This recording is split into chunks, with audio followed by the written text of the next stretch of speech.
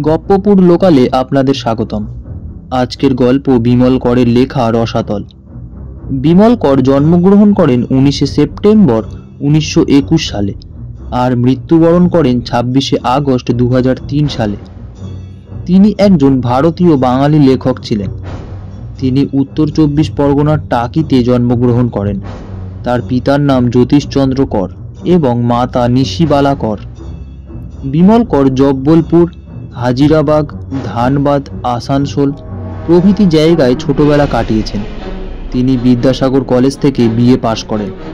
তারপর Asansol ammunition production ডিপোয়ে ARP হিসেবে কর্মজীবন শুরু করেন। 1944 খ্রিস্টাব্দে তার রচিত প্রথম ছোট গল্প অম্বিকানাথের মুক্তি প্রবর্তক পত্রিকায় প্রকাশিত হয়। 1946 খ্রিস্টাব্দে তিনি মণিলাল গঙ্গোপাধ্যায় সম্পাদিত পরাগ পত্রিকায় সহ সম্পাদকের কাজ পান। সহ সম্পাদক হিসেবে তিনি পশ্চিমবঙ্গ ও সত্যযুগ পত্রিকায় কাজ করেন। 1954 খ্রিস্টাব্দে তার রচিত প্রথম ছোট গল্প সংকলন বরফ সাহেবের মেয়ে প্রকাশিত হয়। সেই বছরেই দেশ পত্রিকার বিভাগীয় প্রধান হিসেবে যোগযুক্ত ছিলেন। এই পদে তিনি 1982 সাল অবধি ছিলেন। এছাড়া তিনি শিলাদিত্য এবং গল্পপত্র পত্রিকার সঙ্গেও যুক্ত ছিলেন। ছোটদের জন্য তার রচিত একটি চরিত্র অবসরপ্রাপ্ত ম্যাজিশিয়ান কিঙ্কর কিশোর রায় বা কিকিরার উপন্যাস পূবা বার্ষিকী আনন্দমেলায় প্রকাশিত হতো। তার রচিত বেশ কয়েকটি কাহিনীতে চলচ্চিত্র নির্মিত হয়েছে, যেমন বসন্ত বিলাপ, হ্রদ, বালিকাবধূ, যেটি হিন্দিতেও নির্মিত হয়েছিল। যদুবংশ ছুটি এটি তৈরি হয়েছিল তার খড়কুটো উপন্যাসের উপর ভিত্তি করে। বিমল কর অসময় উপন্যাসের জন্য 1975 খ্রিস্টাব্দে সাহিত্য একাডেমি পুরস্কার পেয়েছিলেন। এছাড়া কলকাতা বিশ্ববিদ্যালয়ে শঙ্করচন্দ্র পুরস্কার, দিল্লি বিশ্ববিদ্যালয়ে নরসিংহ দাস পুরস্কার পান। তিনি দুবার আনন্দ পুরস্কার লাভ করেছিলেন। তিনি বহু ছোট গল্প এবং কিশোর উপন্যাসও লিখেছিলেন। আজকের গল্প রসাতল। প্রধান চরিত্রে মহেশ ঘোষ ও নবতারা। গন্তব্য স্টেশন গপ্পপুর, পরবর্তী স্টেশন গপ্পপুর। সকল যাত্রীদের উদ্দেশ্যে জানানো হচ্ছে, পুরো গল্পটি শুনে মন্তব্য এবং উৎসাহ প্রদান করার জন্য অনুরোধ করা হচ্ছে। মহেশ ঘোষ খানিকটা আগেই বাড়ি ফিরলেন। মন ভার, মুখ ভার। নিজের ঘরে এসে দেখলেন স্ত্রী নবতারা আয়নার সামনে দাঁড়িয়ে মুঠো মুঠো পাউডার ছড়াচ্ছেন গায়ে। মাথার চুল ঝুঁটি করে বাঁধা, চূড়োর মতন। ঘাড়ে গলায় চাপ চাপ পাউডার, সারা মুখ সাদা। হাতে বুকেও অজস্র পাউডার। পায়ের তলায় মেঝেতেও পাউডারের গুঁড়ো ছড়িয়ে আছে। মহেশ কয়েক পলক আলমারির আয়নার দিকে তাকিয়ে থাকলেন। আলমারিটা তার বাবার আমলের, 1 নম্বর বর্মি টিক দিয়ে তৈরি, ইংলিশ ডিজাইন। আলমারির একটা পাল্লায় আসল বেলজিয়াম গ্লাস। আয়নায় স্ত্রীকে আপাদমস্তক দেখা যাচ্ছিল। শাড়ির আঁচল ভুলুন্টিত, গায়ের জামাটা ঢোল্লার নিমা ধরনের। আলমারির মতন তার এই স্ত্রীটিও বাবার আমলের। বাবাই এনে ঘরে ঢুকিয়েছিলেন তাকে। উনিও বর্মি, তবে আসল নয়। রেঙ্গুনে জন্ম, দিল্লিতে বালিকা জীবন, কলকাতায় যৌবন সমাগম। তারপর দুর্গাপুরে এসে বিবাহযোগ্যা কন্যা। বাবার কৃপায় তখন থেকেই উনি মহেশের সহধর্মিণী। নবতারা নামটি থেকে নবটি কবে খসে গেছে, এখন উনি তারা। অবশ্য মাঝে মাঝে মহেশ সোহাগ করে স্ত্রীকে তারা সুন্দরী বলে ডাকেন। আয়নার সামনে দাঁড়িয়ে গায়ের আঁচল মাটিতে লুটিয়ে মহেশের তারা সুন্দরী পাউডার মাখছেন। ঘরের দু কোণের দুটো পাখাই ঝড়ের বেগে ঘুরছে। পাউডার উঠছে বাতাসে। লেবু লেবু গন্ধ ছড়িয়ে পড়েছে ঘরে। বাতি অবশ্য একটাই জ্বলছিল। এমন একটি দৃশ্য অন্যদিন দেখলে মহেশ হয়তো গান গেয়েই উঠতেন। আহা কি শোভা দেখো রে, মাচা তলে রাধা সাজে বাহারে। আজ আর গান এলো না তার গলায়। অন্য কি একটা বলতে যাচ্ছিলেন, তার আগেই নবতারা কথা বললেন। আজ এত তাড়াতাড়ি? গায়ের জামা আলগা করতে করতে মহেশ বললেন, চলে এলাম। চলে এলে? তাসপাশা জমলো না? বলতে বলতে নবতারা মুখের ওপর জামা পুরো পাউডার আলতো করে মুছে নিলেন। ঘাড় ঘুরিয়ে দেখলেন দেওয়াল ঘড়িটা। হিসেব তার ভুল হয়নি, এখন মাত্র 8:15। ঘোষবাবু রাত 9:30 কি 10-এর আগে বড় একটা বাড়ি ফেরেন না। আজ আগে আগেই ফিরেছেন। মহেশ গায়ের জামা খুলে জায়গা মতন রাখতে রাখতে বললেন, এ মাসে ককৌটো হলো, 6 না 7? কথাটা শুনেছিলেন নবতারা। জামার তলায় আরো খানিকটা পাউডার ছড়িয়ে বললেন, কেন, হিসেব চাইছো? না, হিসেব চাইছি না, হিসেবের দিন ফুরিয়ে গেছে, এবার নিকেশ। আহা, কি চেহারাই হয়েছে এ সংসারে। বাড়িতে ঢুকলাম, নিচে তোমার ছোট ছেলে আর মেয়ে বন্ধু বান্ধব নিয়ে আড্ডা জমিয়েছে, গান শুনছে, ইংরেজি গান, আই লাভ ইউ বেবি। সিঁড়ি ফোটে খাবার জোগাড়, ও তো গান নয় কামান। আর উপরে এসে দেখি তুমি বনবন করে দুটো পাখা চালিয়ে বাঘের থাবার মতো পাউডার মাখছো। বাহ, বেশ। লুটোনো শাড়ির আঁচল তুলে নিতে নিতে নবতারা বললেন, তাতে হয়েছে কি? দুটো পাখা চললে আর 2 কৌটো পাউডার খরচ হলে তুমি কি ফতুর হয়ে যাচ্ছ? নিজে যখন 2 বোতল গিলে আসো তখন হিসেবটা মনে থাকে না? বাজে কথা বলো না, বোতল আমি গিলি না। না, তুমি গেলো না, বোতল তোমায় গেলায়। আবার বাজে কথা? মাসকাবাড়ি বাজারে 2-4টে বাড়তি জিনিস তোমার সংসারে আসে না? আমাদেরও ওই রকম মাসকাবাড়ি হিসেব, তুলসিরই যা রোজগার বাজার। আমারই বা নিত্যদিনের নাকি? গরমে মরছি, বুক পিঠ ঘাড় গলা জ্বলে যাচ্ছে ঘামাচিতে। 2 কৌটো পাউডার যদি মেখেই থাকি, তোমার এত খোঁটা দেবার কি আছে? না হয় তোমার পয়সায় মাখবো না, ছেলের পয়সায় মাখবো। থাক, তোমার ছেলেদের বহর বোঝা গেছে। বড়টি তো 2 in 1 হয়ে গেছে, তারা 2টো মানুষ থাকেন, তাতেই বাবুর বিবির চলে না, যখন তখন ভরতুর্কি পাঠাতে হয়। আমার ছেলে হাজারি 3-এ এখন কিছুই হয় না, বাইরে থাকেন তো। ছেলের বউয়ের কুলোয় না ওতে, বাপের ভর্তুকিটা ওদের ঠোকো। যাকগে, তুমি মাখো, গরমে ঘামাচি, শীতে পা ফাটার ক্রিম। তার মানে ঘামাচিতে আমার গা জ্বলে যাচ্ছে না বলছো? বলিনি, বলছি ঘামাচি আর ব্যাঙাচি একই ক্লাসের, ও যায় না। কিসে যায়? নিজেই যাবে, এই তো বর্ষা পড়ে গেল, এবার যাবে। ও, খুব টেরা টেরা কথা বলছো যে আজ। নবতারা আলমারির কাছ থেকে সরে এলেন। স্বামীকে দেখতে লাগলেন খুঁটিয়ে।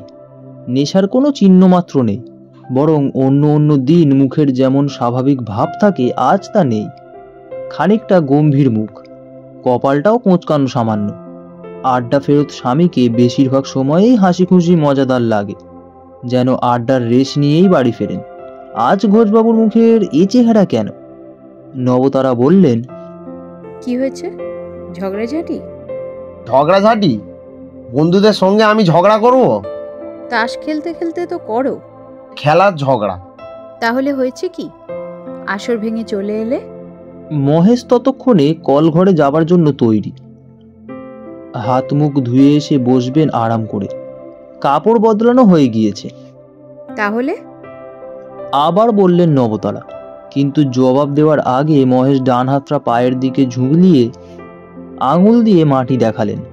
বললেন, শেষ। আমার এখন রসাতল অবস্থা, রসাতল গমন। নবতারা কিছুই বুঝলেন না, অবাক হয়ে বললেন, কি গমন? রসাতল মানে মরণ দশা? 7, 8, 9 ব্যাস। নবতারার মাথাটি বেশ গোলগাল। তা যত গোলই হোক, দেহের অন্যান্য অঙ্গ ও অংশ যে পরিমাণ গোলাকার তার তুলনায় কিছুই নয়। পাকা আধ পাকা চুল ও গোল মাথা নিয়েও নবতারা কথাটার অর্থ ধরতে পারলেন না। বললেন, কি বলছো রসাতল ফসাতল? কিসের মরণ দশা? আমি বলেছি নাকি? যা বলেছে তাই বলেছি। বলেছে রসাতল অবস্থা, মরণ দশা। 7, 8, 9 ব্যাস, শেষ। বলতে বলতে পায়ে চটি গলিয়ে মহেশ এগিয়ে যাচ্ছিলেন দরজার দিকে। নবতারা স্বামীর হাত ধরে ফেললেন। কে বলেছে? চুচে চোল মানে তিব্বতী বাবা। সে আবার কে? তিব্বতী বাবাটা পেলে কোথায়? নন্দর বাড়িতে। নন্দর কেমন ভাই হয়, 5 বছর তিব্বতে আর 3 বছর ভুটানে ছিল। অধিকার তন্ত্রসিদ্ধ পুরুষ, বড় বড় জটা, মানে ওই ক্লাসের চুল, ইয়া দাড়ি গোপ, চোখ দুটো একেবারে ছুরির মতন। না, চোখ দুটো বড় বড় গোল গোল, কিন্তু দৃষ্টিটা ছুরির মতন। তুমি আমায় ভয় দেখাচ্ছ? আমি তোমায় ভয় দেখাবো? আমার ঘাড়ে কটা মাথা, নিজেই আমি ভয় পেয়ে গেছি। রসাতল অবস্থা বুঝছো না? কি ভয়াবহ দশা। বুঝছি, বেশ বুঝছি। তোমার সঙ্গে 40 বছর ঘর করে রসাতল বুঝবো না? কি কপাল আমার। তার একটা ঘর যদি আগে হতো, ইস, আমার কাউন্ট হতো 4, 5, 6, 4, 5, 6। তখন থাকতো চারিয়াটার রথরহট অবস্থা, তাতে ধনলাভ পুত্র লাভ। নবতারা স্বামীকে দেখলেন, নাক মুখ কুঁচকে বললেন, ধনলাভ পুত্রলাভ? 64 বছরের বুড়োর এখনো শখ কত? পুত্রলাভ? তোমার লজ্জা করে না? এ জন্মে আর রথে চড়তে হবে না, পরের জন্মে চড়ো। হাত ছেড়ে দিলেন নবতারা। মহেশ বললেন, পরের জন্মের কথা বলিতে পারছি না। এ জন্ম শেষ হয়ে এলো গো। 7, 8, 9, মানে আর টেনে টুনে 7, 8, 8, 15 প্লাস মানে 24। মাত্র 24 মাস 2 বছর, তারপরই ফট। বলতে বলতে তিনি বাইরে চলে গেলেন। নবতারা যেমন ধাঁধায় পড়ে কিছুই বুঝতে পারছিলেন না, সেইভাবেই হতবম্ব হয়ে দাঁড়িয়ে থাকলেন। তার স্বামীর বয়স 64, মানে 65-তে সবেই পড়েছেন। শরীর স্বাস্থ্যে কোনো গোলমাল নেই। এই বয়সে ছোটোখাটো যেসব গোলমাল থাকা স্বাভাবিক, তার 6 আনাও নয়। বেশ মজবুত রয়েছেন ঘোষবাবু। এখনও সপ্তাহে 2 দিন মাংস খান, 8 সেরের কাছাকাছি দুধ খান রাত্রে। খাওয়ার অরুচি নেই, নিজে হাট বাজার করেন, বাগান নিয়ে বসেন প্রায়। 4 বেলা খবর শোনেন রেডিওয়, তাস পাশা খেলেন বন্ধুদের সঙ্গে, বইটাইও পড়েন রোজ 2-4 পাতা। স্ত্রীর সঙ্গে গলাবাজি, গলা জড়াজড়ি 2 হয়। ছেলে মেয়েদের সঙ্গে ফুককুড়ি করতেও আটকায় না। এই মানুষটির এমন কিছুই হয়নি যে মরণ দশা ঘনিয়ে আসবে, তাও কি না 2 বছরের মধ্যে। কিসের রসাতল? কে এই তিব্বতী বাবা? লোকটা তো অদ্ভুত। সুস্থ সমর্থ প্রাণবন্ত একটা বয়স্ক মানুষকে রসাতল দেখিয়ে দিল। নন্দবাবুকে বিলক্ষণ চেনেন নবতারা, স্বামীর বন্ধু। শিবতলার দিকে বাড়ি, এখানকার পুরনো লোক, মহেশবাবুরই মতো। নন্দবাবুর স্ত্রী নেই, বছর 4 হলো মারা গেছেন মহিলা। নবতারার সঙ্গে ভালো রকম মাখামাখি ছিল, পারিবারিক বন্ধুত্ব ছিল 2 পরিবারের। স্ত্রীর মৃত্যুর পর থেকেই নববাবু খানিকটা অন্যরকম মতি হয়েছে। সাধু সন্ন্যাসী, বাবাজি, হাত দেখা কপাল গোনা থেকে শুরু করে প্ল্যানচেট আত্মা নামানো পর্যন্ত স্বামীর কাছেই সব খবর পান নবতারা। ঘোষবাবু নিজেই বলেন, তার মাথা গেছে একেবারে। যত রাজ্যে সাধু সন্ন্যাসী, অখরা আশ্রম, তান্ত্রিক, ধুনোবাজি, ওই পিড়ি মাথাটা খেয়েছে ওর। পিডি মানে প্রফুল্ল দত্ত, যাকে মহেশরা ঠাট্টা করে বলেন পিন্ডি দত্ত। প্রফুল্ল দত্তর ওসব আছে, আধ্যাত্মিক আধিভৌতিক ব্যাপার স্যাপারে টান আছে, লাইনটা জানেন। স্বামী সম্পর্কে সামান্য উৎকণ্ঠা বোধ করলেন নবতারা। ঘোষবাবুর কোনো কালেই এসব ছিল না, হঠাৎ এত ঘাবড়ে গেলেন। উৎকণ্ঠার বেশি কৌতূহলী হচ্ছিল নবতারার। বিছানায় বসেছিলেন স্বামী স্ত্রী, মাথার দিকে মহেশ, পায়ের দিকে নবতারা। মহেশের পরনে হাই কোয়ালিটি লুঙ্গি, গায়ে বোতামওয়ালা সাবেকি গেঞ্জি, আর হাতে সিগারেট। নবতারার মুখে ছানি পান। ভাগ্নে এসেছিল কাল, মাসিকে শখানেক পান দিয়ে গেছে, বেনারসি ছাড়ি পান। নবতারা ছাঁচি পান আর জর্দা মুখে বসেছিলেন। পান চিবোতে চিবোতে নবতারা এক সময় বললেন, এবার বলো শুনি, নন্দবাবুর বাড়িতে কে কে ছিলে তোমরা? মহেশ অল্পক্ষণ চুপচাপ থাকার পরে বললেন, কে কে ছিলাম? ছিলাম সবাই, যেমন থাকি। নন্দ, তুলসী, কেষ্ট, ভবেন ছিল না। তাস পাশা খেলোনি? তে বসার আগেই নন্দ তার ভাইকে ভেতর থেকে ধরে আনলো আলাপ করিয়ে দিতে। কেমন ভাই? নিজের নয়, জ্ঞাতি সম্পর্কে ভাই। তবে তো বাঙালি। বাঙালি ছাড়া আবার কি। তবে 5 বছর তিব্বত আর 3 বছর ভুটানে থাকতে থাকতে চেহারাটা কেমন লামা টাইপের হয়ে গেছে। নাম কি? বাঙালি নাম চুনি, ডাক নাম। নন্দ তো চুনি বলেই ডাক ছিল। ইয়ের নাম চুচে চোল না কি জানো। ইয়ের নাম মানে? এর নাম তিব্বতে টাইটেল পাওয়া। মানে চুন্নি যখন তিব্বতে ওদের মতো তন্ত্র সাধনা করে সিদ্ধি লাভ করলো, তখন থেকে ওর নাম চুচে চোল। তিব্বতী গণৎকার? না, ও হলো ইন্দো তিব্বত অ্যাস্ট্রোলজার। আমরা ছোটবেলায় কলকাতায় মামার বাড়িতে গেলে ইন্দো বর্মা রেস্টুরেন্টে ঠোস কাকটিল চা খেতাম ভেরিফাই। সেরকম ও ইন্দো তিব্বতী জ্যোতিষী এবং তান্ত্রিক দুরকম মট্ট মিলিয়ে এখন তিব্বতী বাবা। বাংলাতেই কথা বললো তো? আবার কিসে বলবে, পেটে বাংলা। মাঝে মাঝে 2-4টে তিব্বতী ছাড়ছিল। বয়স কত? বয়স বয়স আর কত, আমাদের চেয়ে ছোট। নন্দ ছোট ভাই না? নন্দ আমার চেয়ে 4 বছরের ছোট। ওর ভাই আরো খানিকটা হবে, ধরো 56-57। কিন্তু চেহারা দেখলে মনে হবে 50-50। বেটার মুখটা ছুচলো, রুইটনের মোটো, নাক লম্বা, ধকধক করছে চোখ, লালচে রং, গায়ে একটা চিত্র বিচিত্র আলতা খাল্লা, ইয়া লম্বা চুল আর গোপ দাড়ির জঙ্গল। মহেশ সিগারেটের টুকরোটা ছাইদানে ফেলে দিলেন। নবতারার কান খুব সজাগ, তবু তিনি খানিকটা সরে এলেন স্বামীর কাছে, বললেন, তা হঠাৎ তোমার কুষ্টি নিয়ে পড়লো কেন? কোনটি নয়, এ আমাদের 12 ঘর স্টাইলের কোনটি নয়, অন্য ক্যালকুলেশন। নন্দ বলল আমার সম্বন্ধে কিছু ফোরকাস্ট করবে।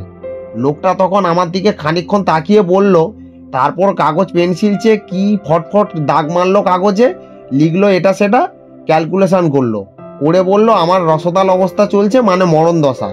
7 আর 9 হিসাব করলে আর মাত্র 24 মাস, মানে মাত্র 2টি বছর, তারপরেই ফট। ফট বললেই হলো? কেন ফট? তা তো জানি না, তবে আমি ব্যাটার কথায় হেসে উঠতেই ও আসছি বলে ভেতরে চলে গেল। ফিরে এলো একটা বেতের চৌকো ঝুড়ি নিয়ে, চামড়ার স্ট্যাপ মাথা ঝুড়ি, ওপরে রং মস্ত এক সাপের মুখ আঁকা। নবতারা আরো 2 হাত সরে এলেন স্বামীর দিকে। ঝুড়ি কি হবে? ঝুড়ির মধ্যেই ছিল জিনিসটা। ঝুড়ি ঘেটে ওই ব্যাটা গোটা কয়েক আয়না বের করল। নবতারা অবাক হয়ে গালে হাত তুললেন। আয়না? আয়না কেন? কেন তা কি আমি আগেই বুঝতে পেরেছি ছাই?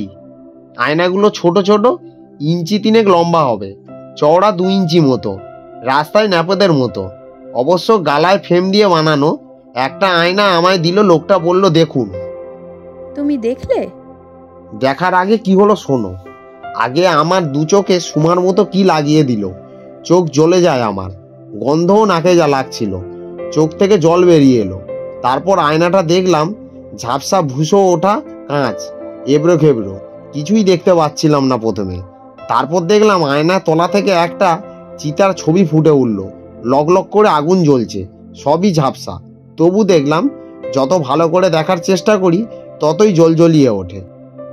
নবতারা ঘামাচির জ্বালা ভুলে গেলেন। আগে মাঝে মাঝে গলা, ঘাড়, বুক চুলকাচ্ছিলেন, এখন আর হাত নড়ল না। মহেশ বললেন, ওই তিব্বতী বেটা বলল ওটাই আমার ভবিষ্যৎ, রসাতলের শেষ অবস্থা, 7, 8, 9 শেষ কাউন্ট।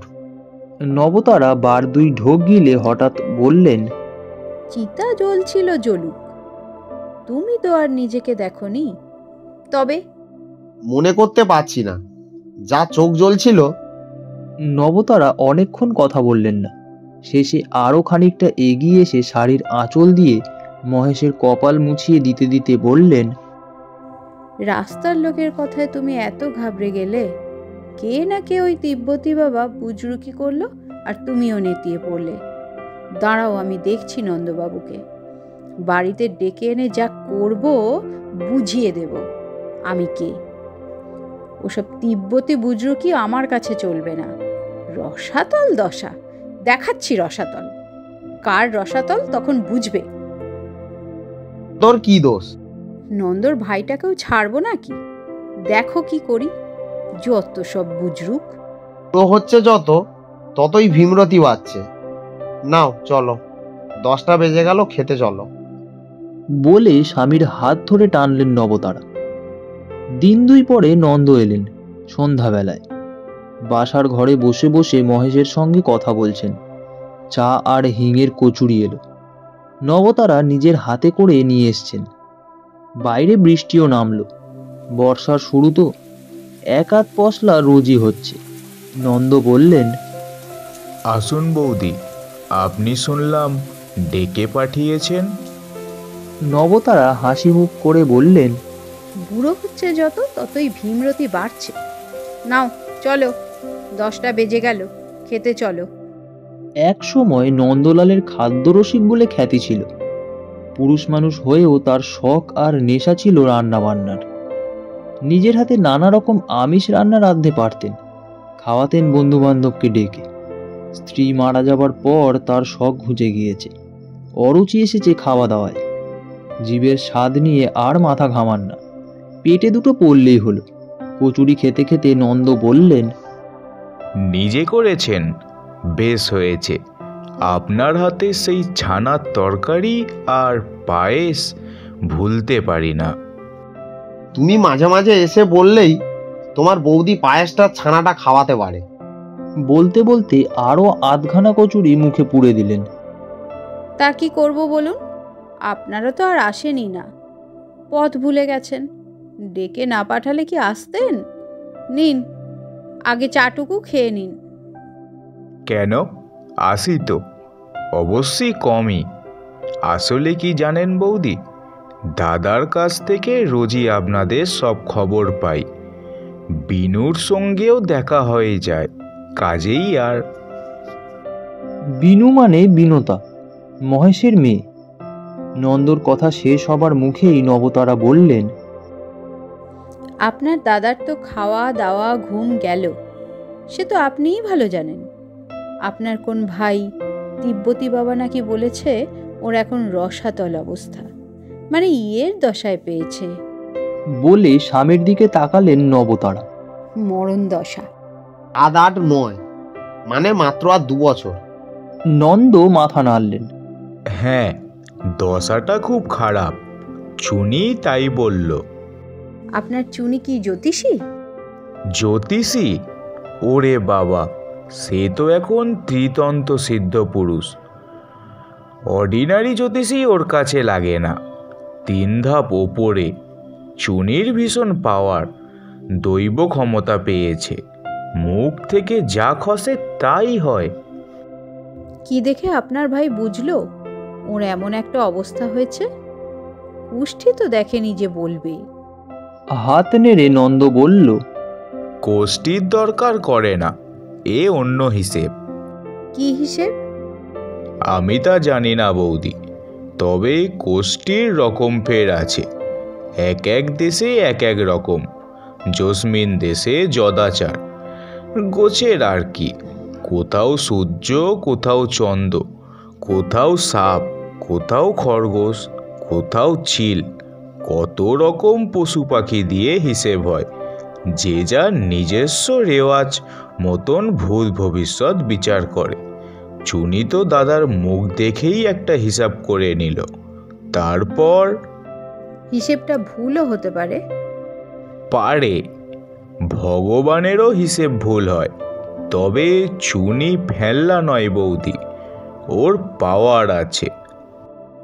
নবতারা একবার স্বামীর দিকে তাকিয়ে কি দেখলেন, তারপর নন্দর দিকে মুখ ফিরিয়ে নিলেন। আপনার কি মনে হয়? নন্দ চায়ের কাপ তুলে নিয়েছিলেন। বললেন, বৌদি, মানুষ তার ভাগ্য জানে না। আমিও কি জানতাম? যে মানুষ সারাদিন সংসারের কাজকর্ম করলো, সন্ধেবেলায় সেজে গুজে গিয়ে সিনেমা দেখে এলো, সেই মানুষ খেয়ে দিয়ে শুতে এসে বিছানায় বসলো, কি চলে গেল? বলুন, এর কোনো কারণ আছে? মানে পাবেন? তবু বলি, ভুল সকলেরই হয়, চুনিরও হতে পারে।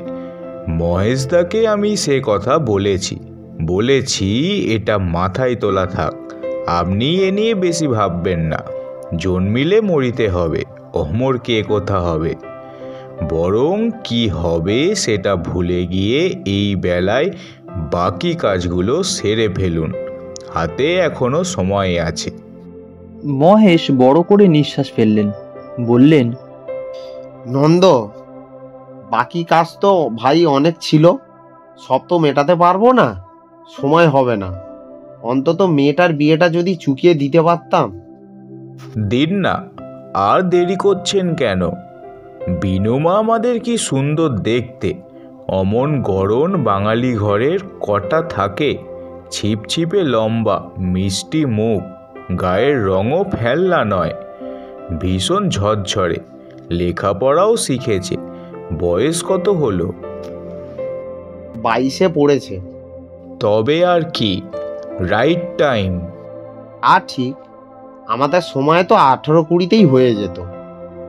চেষ্টা তো করছি ঠাকুরপো, ভালো ছেলে পাচ্ছি কোথায়? আপনাকেও তো কতবার বলেছি ভাইজির জন্য একটা ভালো ছেলে জোগাড় করে দিন। তা বলেছেন।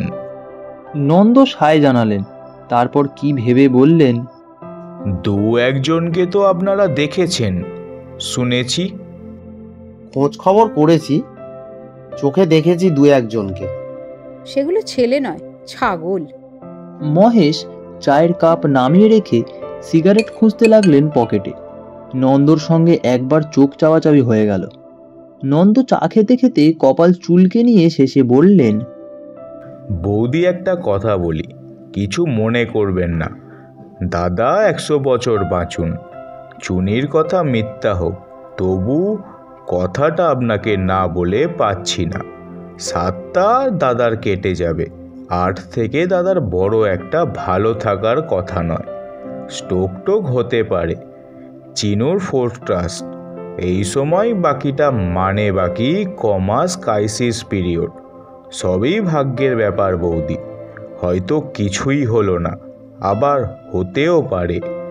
আমার মনে হয় অত দেরি না করে খানিকটা আগে ভাগে যদি বিনুর বিয়েটা সেরে রাখতে পারেন, মেয়ের চিন্তাটা দূর হবে মহেশদার। তাছাড়া বিয়ে তো দিতেই হবে নাকি মহেশদা? মহেশ বড় করে নিঃশ্বাস ফেললেন আবার। আমার তো তাই ইচ্ছে, তবে মনের ইচ্ছে কি সব সময় মেটে হে? মেয়ের বিয়ে আর ছোট ছেলের চাকরি পাকা হয়ে গেলে ইচ্ছে ছিল তোমার বৌদিকে নিয়ে 2-1 মাস হরিদ্বার আর দেরাদুন আর দিল্লি কাটিয়ে কাশি হয়ে ফিরব। নবতারা হঠাৎ নন্দকে বললেন, আপনার ভাইকে একদিন এখানে আনুন না, আমাদের দেখে একবার বলুক না কি হবে। বিনুকে দেখে বলুক বিয়ে টিয়ে কবে আছে কপালে। নন্দ তাকালেন নবতারার দিকে, পরে বললেন, চুনি 3-2-4 পরে ফিরবে, ও আজ সকালে এক জায়গায় গেল, ফিরলে নিয়ে আসবো। আনুন, বেলাবেলি আনবেন, না হয় এখানেই খাওয়া দাওয়া করবে একটা বেলা। ও কিন্তু দিনের বেলায় বেরাতে চায় না, সন্ধে করেই আনবো। তাই আনুন। নবতারা আর বসলেন না, উঠে পড়লেন। মহেশ আর নন্দ সিগারেট শেষ করলেন আর একটা করে। বৃষ্টি থেমে আসার মতন হচ্ছিল, ছাতা ছিল নন্দর কাছে। নন্দকে নিয়ে মহেশ সদর পর্যন্ত আসতেই দরজার কাছে বিনুর সঙ্গে দেখা। নন্দ কাকা, তুমি এখন এসেছো? অনেকক্ষণ। কোথায় ছিলি তুই? বাড়ি ছিলাম না, এই মাত্র ফিরলাম। দেখো না, রিক্সা থেকে নামতে গিয়ে শাড়ি ফাঁসলো, বাঁ পাটাও গোড়ালির কাছে মুচকে গেল। আমাদের গলির এখানটাই যা পেছুল হয়। তাই দেখছি। আজ তাহলে বৌদির কাছে? মা, ওরে বাবা, জানতে পারলে রক্ষে রাখবে না। পালা তাহলে। বাইরে এসে মহেশ বললেন, নন্দ, যে নদীতে কুমির থাকে সেই জলে ঝাঁপ দিচ্ছি আমরা, এরপর? ভেবে লাভ নেই দাদা, হয় মক্কা না হয় ফক্কা। রাত্রে শুতে এসে নবতারা বললেন, শুনছো তো? নন্দকে নিয়ে মহেশ সদর পর্যন্ত আসতেই দরজার কাছে বিনুর সঙ্গে দেখা। বলো। নবতারা তখনও বিছানায় শোননি, শাড়ি জামা আলগা করে মাথার খোপা সরিয়ে নিচ্ছিলেন ঘাড়ের কাছ থেকে। বললেন, মেয়ের বিয়ে নিয়ে তোমার বড় চিন্তা, মহেশ ব্যাপারটা ধরতে পারলেন, সন্ধ্যাবেলার কথার জের। বললেন, কার না হয়, সব মা বাপেরই হয়ে থাকে। তাহলে ব্যবস্থা দেখো। কি ব্যবস্থা করে দেখবো? ছেলে খোঁজো। তুমি খোঁজো না? কেন? তুমি বাপ না, বাড়ির কর্তা, পুরুষ মানুষ, চারিদিকে ঘুরে বেড়াচ্ছ, কত চেনাশোনা। আমায় আর খুঁজতে বলো না, যে কটা খুঁজে বার করেছি সব কটাকে তোমরা অপছন্দ করেছো। নবতারা ঘাড় ঘুরিয়ে দেখলেন স্বামীকে। বললেন, ওকে খোঁজা বলে না। ছেলে কি মাঠে চড়া গরু ছাগল যে গলায় দড়ি বেঁধে একটা ধরে আনলে আর হয়ে গেল? আমার বাবাকে দেখেছি। তোমার বাবা কি জিনিস ধরে নিয়ে গিয়েছিল তা তুমি জানো, তবে আমি যাদের খোঁজ দিয়েছিলাম। অখাদ্য, ওরা আবার ছেলে। আমার পছন্দ হয়নি। তোমারও বা হয়েছিল কোথায়? মেয়েরও নয়। এর কথা তুমি কেমন করে জানলে? আমি মা হয়ে জানবো না আর তুমি বাবা হয়ে জানবে? তোমার বাপের কোনো মানমর্যাদা আছে? ছেলে মেয়েদের সঙ্গে হাসি ফুক্কুরি করছো। বাপ না ইয়ার বোঝা যায় না। মেয়ে তো সবসময় বাপের সঙ্গে হ্যাঁ হ্যাঁ হি হি করছে। আমরা বাপু বাপকে যত ভালোবাসতাম তত ভয় পেতাম। তোমায় তো ওরা গ্রাহ্যই করে না, ভাবে প্রাণের ইয়ার। দেখলে আমার গা জ্বলে যায়। তোমার বাবার সঙ্গে আমাকে মেলাতে যেও না। তিনি তিনি, আমি আমি। তুমি বলছো আগে যাদের খোঁজ এনেছি মেয়েরেও তাদের পছন্দ হয়নি? হ্যাঁ। আমি যদি বলি একটা ছেলেকে পছন্দ ছিল? সঙ্গে সঙ্গে নবতারা একেবারে ঘুরে বসলেন। কে? কাকে পছন্দ? ওই নাচিয়ে ছেলেটাকে? নাচিয়ে মানে? ও ও তো রাখো। ওকে আমি দেখিনি নাকি? ভটভটি করে ঘুরে বেড়ায় এপাড়া ওপাড়া, মেয়েদের মতন লম্বা চুল মাথায়, চোখে ঠুলি, পোশাক আশাকের কি বাহার, যেন সং। সারা জামা প্যান্টে তাপ্পাতুলি রং। ওটাকে আমি নাচতে দেখেছি গত বছর। এখানে যে ফাংশন হলো তাতে পিঠ কোমর ভেঙে মাটিতে শুয়ে বসে কি নাচ, সেই সঙ্গে ঝমঝমা বাজনা। নাচ আর থামে না। হিন্দি সিনেমা। অখাদ্য, ছি ছি। তো আমরা একটা ছেলের ওই ঢং দেখে পিত্তি জ্বলে গেল। ওই হারামজাদা আবার ছেলে হলো নাকি? ওকে তুমি নিজের মেয়ের পাত্র হিসেবে ভাবতে পারলে? রাম রাম। মহেশ সবই জানেন। বললেন, তুমি শুধু নাচ দেখছো? আবার কি দেখব? আমি ওকে নাচতে দেখেছি। ইয়ে মানে ওকে বলে ব্রেক ডান্স। আমি তো তাই শুনছি। ব্রেক ডান্সের এখন খুব কাদর, মডার্ন ক্রেজ। ওই নাচ ওই রকমই, শরীর ভেঙে নাচতে হয়। তার নাচটা ও জানে, শিখেছে। নাচ বলেই ছেলে খারাপ হবে? ও কম্পিউটার ইঞ্জিনিয়ার, ভালো কাজকর্ম করে, বাপের ঘর বাড়ি আছে। বাবা রেলের বড় অফিসার ছিলেন, ভালো ফ্যামিলি। আমাদের নন্দর সঙ্গে একটা রিলেশন আছে।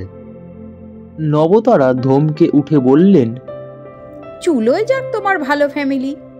বোম্বাইওয়ালাদের মতন দেখতে, সাজ পোশাক, কুৎসিত নাচ, ভটভটি চড়ে ঘুরে বেড়াচ্ছে সারা দিন গুন্ডা বদমাশের মতন। ওর সঙ্গে ভদ্রলোক মেয়ের বিয়ে দেয়? একটা মাত্র মেয়ে আমাদের। আমি দেখে শুনে একটা বাঁদরকে জামাই করব? ছি, তোমার লজ্জা করলো না বলতে? মহেশ চুপ। মাস কয়েক আগেও এক দফা তাকে এসব শুনতে হয়েছে। হঠাৎ নবতারা বললেন, কি বলছিলে তুমি? ওই বাঁদরকে বিনুর পছন্দ? মহেশ বিপদে পড়ে গেলেন। ঢোক গিলে কোনো রকমে বললেন, না, মানে মানে হলো অপছন্দ নয়। মনে হওয়াচ্ছি, দেখি তার কেমন পছন্দ। মহেশ তাড়াতাড়ি বললেন, একটা কথা বললুম আর তোমার মাথায় আগুন জ্বলে উঠল। দাঁড়াও না, মেয়ের সঙ্গে কথা বলতে চাও? দুদিন পরেই বলবে। নবতারা আর কথা বললেন না। দিন চারেক পর নন্দলাল এলেন। ঝাঁপিয়ে বৃষ্টি নেমেছিল বিকেলে, সন্ধ্যের গোড়ায় থামল। সন্ধ্যাবেলায় গায়ে বর্ষাতি মাথায় ছাতা নন্দলাল এলেন তার ভাই চুনিকে নিয়ে। কথা ছিল অবশ্য আসার। বসার ঘরে ঢোকার আগেই নন্দলাল উঁচু গলায় হাঁক মেরে বললেন, বৌদি, আজই আসতে হলো বৃষ্টি বাদলের মধ্যে। চুনি কাল সকালেই দিল্লি মেলে চলে যাচ্ছে, আবার কবে আসবে ঠিক নেই, নিয়ে এলাম আজই। মহেশ কেমন চোরের মতো বললেন, এসো এসো। বলেই নন্দকে চোখ টিপলেন। নিচু গলায় বললেন, দিল্লি মেল রাতে পাস করে, মূর্খ। নন্দ সঙ্গে সঙ্গে বললেন, ডাউন ট্রেন ভীষণ লেট যাচ্ছে কদিন। এসো। বসার ঘরে বসলেন নন্দরা। নন্দর ভাই চুনি মানে তিব্বতী বাবার পোশাক খানিকটা পাল্টেছে যেন। একরঙা আল খাল্লা, টকটকে লাল, মাথায় কান কাটা টুপি, ঘাড়ের পাশে চুল ঝুলছে, দাড়ি গোফ যথারীতি, চোখে রঙিন কাঁচের চশমা, পাতলা কাঁচ রংটাও ফিকে, হাতে একটা ঝোলা। মহেশ বার কয়েক নন্দকে কি বলবো করে শেষে বললেন, ডাকি তাহলে? হ্যাঁ, ডাকুন। বিনুকেও তো আসতে হবে একবার, তাও খানিকটা পরে এলেও হবে। বৌদিকেই ডাকুন আগে।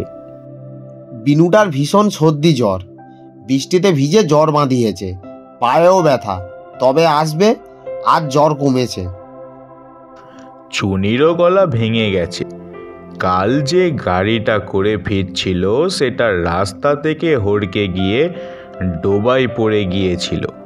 জলে কিছুক্ষণ হাবুডুবু খেয়েছে বেচারি। জোর বেঁচে গেছে বলে জলে হাবুডুবু বড় খারাপ। বসো, গিন্নিকে ডেকে আনি। খানিকটা পরে নবতারা এলেন। মহেশ আগেই ফিরে এসেছিলেন, কথা বলছিলেন নন্দদের সঙ্গে। নবতারা ঘরে আসতেই নন্দ পরিচয় করিয়ে দিলেন। বৌদি, আজই আসতে হলো বৃষ্টি বাতলা মাথায় নিয়ে। চুনি কাল সকালেই চলে যাচ্ছে। মহেশদাকে আমি গতকালই বলে রেখেছিলাম, আজ আসার চেষ্টা করব। নবতারা চুনিকে দেখছিলেন চোখ বুজে। সামান্য জিব্বার করে মাথাটা নুইয়েছিল চুনি। দু কানে হাত রাখলো কয়েক পলক। অভিবাদন জানালো বোধহয়। নবতারা নন্দকে বললেন, এসে ভালো করেছেন, না এলে আর ওকে দেখতে পেতুম না। তা কাল উনি কোথায় যাচ্ছেন? কলকাতা হয়ে শিলিগুড়ি, দার্জিলিং। এখানেই থাকেন? এখন বছর খানেক। ঘরবাড়ি কি এদিকেই কোথাও? হ্যাঁ, এই তো বীরভূমে। চুনি বরাবরই বাড়ি ছাড়া, ঘুরে বেড়াতো এদিকে ওদিক, কাজকর্ম করত, ভালো লাগতো না, ছেড়ে দিয়ে পালাতো অন্য কোথাও। ওই করতে করতে তিব্বত চলে গেল। ওর বরাবরই খানিকটা সাধু সন্ন্যাসীর সঙ্গে মেলামেশা ছিল। ওই থেকে যা হয়, মন চলে গেল সাধনা টাধনার দিকে। নবতারা শুনলেন, তারপর বললেন, তা উনি আপনার দাদার ব্যাপারে যা বলেছেন তা কি ঠিক? এবার চুনি বলল ভাঙা গলায়, যা দেখেছি তাই বলেছি। কি দেখেছেন? কুষ্ঠি তো দেখেননি। আপনাদের এই হরোস্কোপ আমি দেখি না, আমরা মুখ দেখি, মুখ দেখে বলি। মুখের হিসাব আছে, তারপর অঙ্ক, অঙ্কের গোলমেল হতে পারে। 1 থেকে 10-এর পর আরও আছে? 18 পর্যন্ত আছে। ওনার হিসেব? বিলকুল ঠিক, হিসেব ভুল হবে না, তবে ওপরওয়ালা যা করবেন। নবতারা নিজের মুখটা দেখালেন। আমার মুখ দেখে কিছু বলুন। চুনি একটু চুপ করে থেকে বলল, আমি একটা মুখই দেখব, আপনার মুখ দেখলে আপনারই দেখব, মেয়ের মুখ দেখব না। নন্দ তাড়াতাড়ি বললেন, বৌদি, আমি চুনিকে বলেছি বিনুর মুখ দেখে 2-4টে কথা বলতে হবে। দুটো মুখ দেখা যায় না। আমি দেখি না, কাগজ পেন্সিল দিন, আপনারটাই হিসেব করি। মহেশ তাড়াতাড়ি বললেন, তুমি কেন? বিনুকেই দেখুক না। নবতারা যেন কানই করলেন না, বললেন, আমারটাই হোক। তোমার তো মন্দ শুনলাম, কতটা মন্দ আমাকে দিয়েই বোঝা যাবে। আমার ভাগ্যেও মন্দ শুনলাম, কতটা মন্দ আমাকে দিয়েই বোঝা যাবে। আমার ভাগ্যেও যদি খারাপ থাকে। সাদামাটা যুক্তি, স্বামীর ভাগ্যের অন্তত খানিকটা স্ত্রীর ভাগ্যেও বর্তাবে। মহেশকে বাধ্য হয়ে কাগজ কলম জুগিয়ে দিতে হলো। চুনি তার হালকা রঙিন কাঁচের চশমার আড়াল থেকে নবতারাকে দেখলো বারবার। তারপর কাগজ কলম নিয়ে হিসেবে বসলো। লাইন টানলো নানা রকম, ছোট বড়, কাটাকুটি করলো। চৌকো গোল নানান ছাদের চেহারা এলো এখানে সেখানে। শেষে অঙ্ক, যোগ বিয়োগ গুণ ভাগ, হয়তো জ্যামিতির অঙ্কও হলো। অতক্ষণ ধৈর্য ধরে বসে থাকা মুশকিল। মহেশ একবার বাইরে গেলেন, ফিরে এলেন খানিকটা পরে। নন্দও হাই তুলতে লাগলেন। দু চারটে কথাও হলো মহেশের সঙ্গে নিচু গলায়। বাইরে মেঘ ডাকছে, বৃষ্টি আবার আসতেও পারে। নবতারা কিন্তু একইভাবে বসে বসে চুনিকে দেখছিলেন। দু চারবার চোখ সরে যাচ্ছিল স্বামীর দিকে। শেষ পর্যন্ত নন্দ বললেন ভাইকে, কি রে, হলো?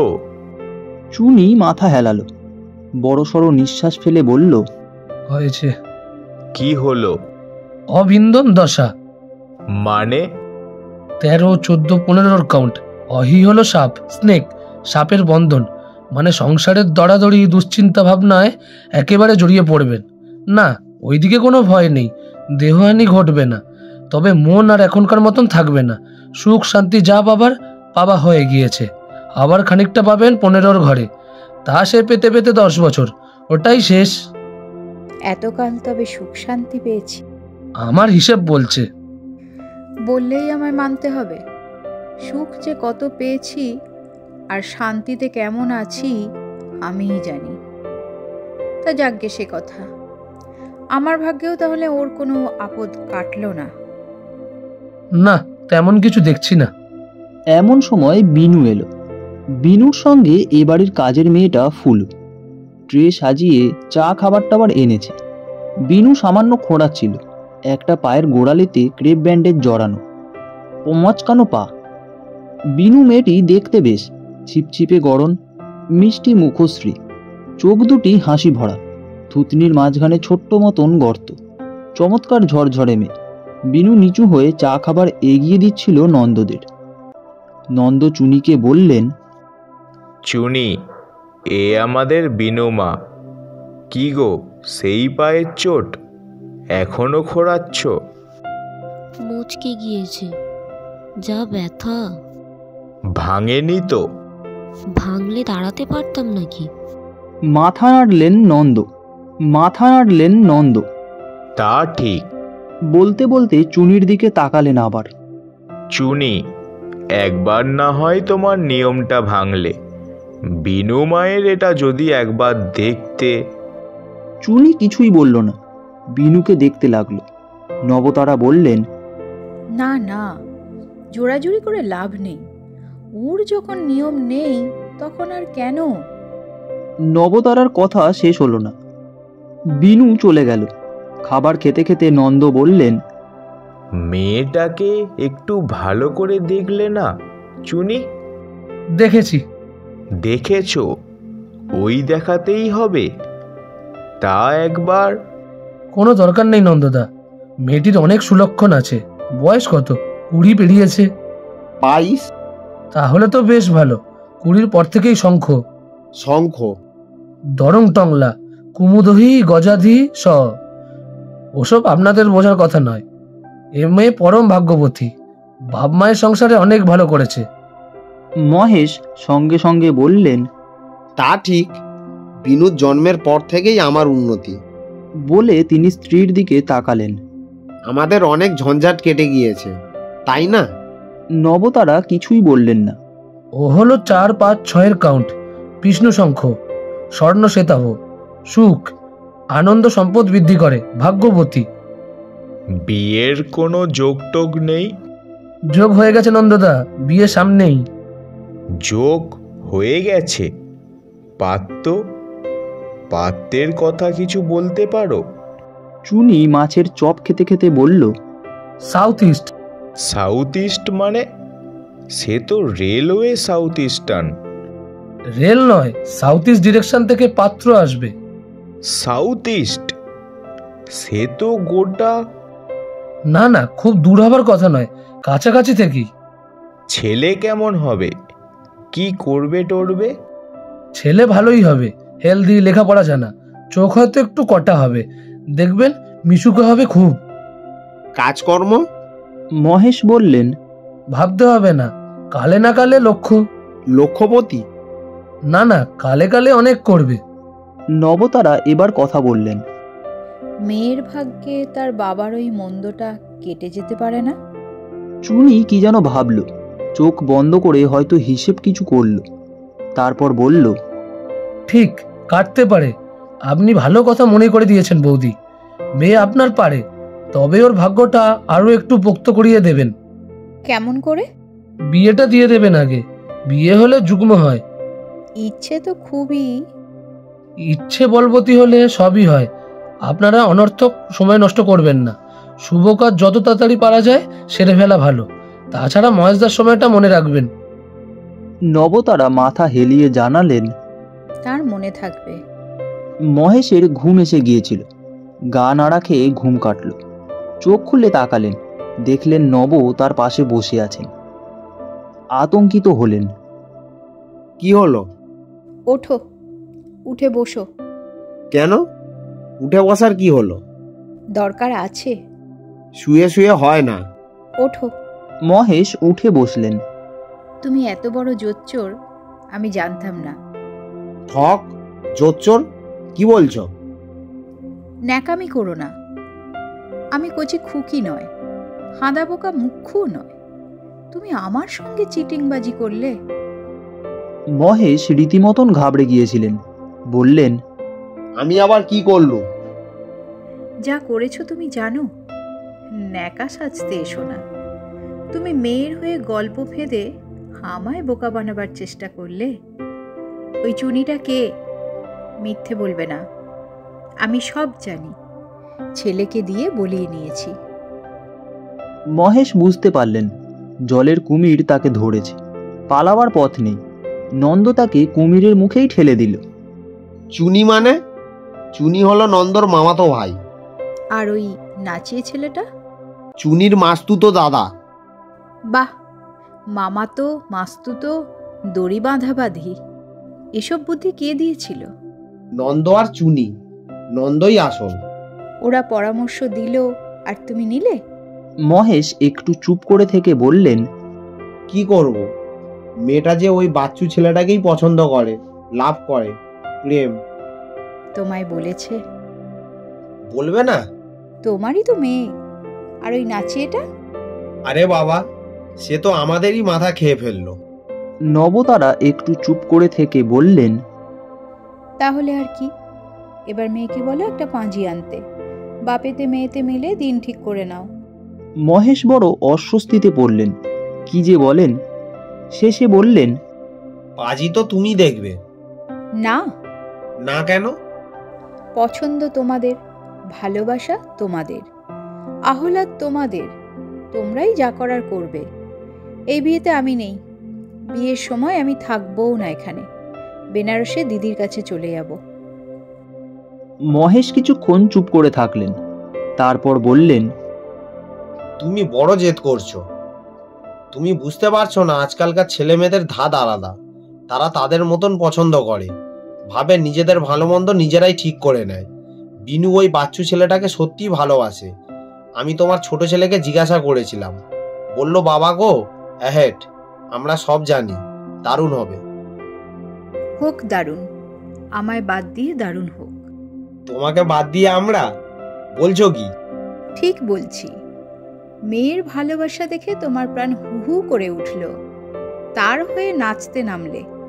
আর আমি যে 40টা বছর তোমার সব কিছু আগলে রাখলুম, আমার মান মর্যাদাটুকু রাখলে না। এই রকমই হয়। আমাকে তোমরা তুচ্ছ করলে। ঠিক আছে, তোমাদের পাঁঠা তোমরা যেখানে খুশি কাটো। মহেশ হঠাৎ স্ত্রীর কোলের ওপর মুখ থুবড়ে পড়লেন, পড়েই বললেন, আমি তো তোমারই পাঁঠা। তুমি রাখলে আছি, নয়তো নেই। ঠিক আছে, মেয়েকে বলে দেবো, বাচ্চু হবে না।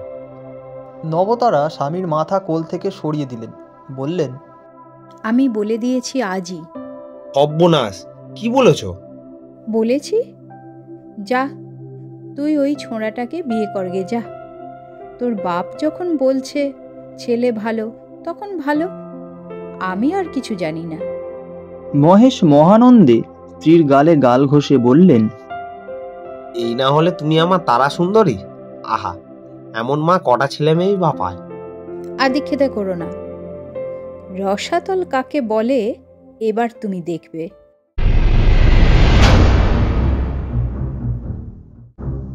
শেষ হলো আজকের নিবেদন বিমল করের লেখা রসাতল। মহেশের চরিত্রে অভিরাজ আশিস, নবতারার চরিত্রে সোমাশীল, অন্যান্য চরিত্রে রণজয় রায়চৌধুরী, সুতীর্থ দাস এবং রূপা। গল্প পাঠে আমি শুভ, ধ্বনি পরিকল্পনায় পলরব ও শুভ, নাট্যরূপ ও সমগ্র পরিচালনায় পলরব, পোস্টার ডিজাইন রিতম পাল। আগামী সপ্তাহে ঠিক সোমবার ভারতীয় সময় রাত্রি 9:24 এবং বাংলাদেশীয় সময় রাত্রি 9:54 আরও একটি গল্প নিয়ে হাজির হবে গপ্পপুর লোকাল।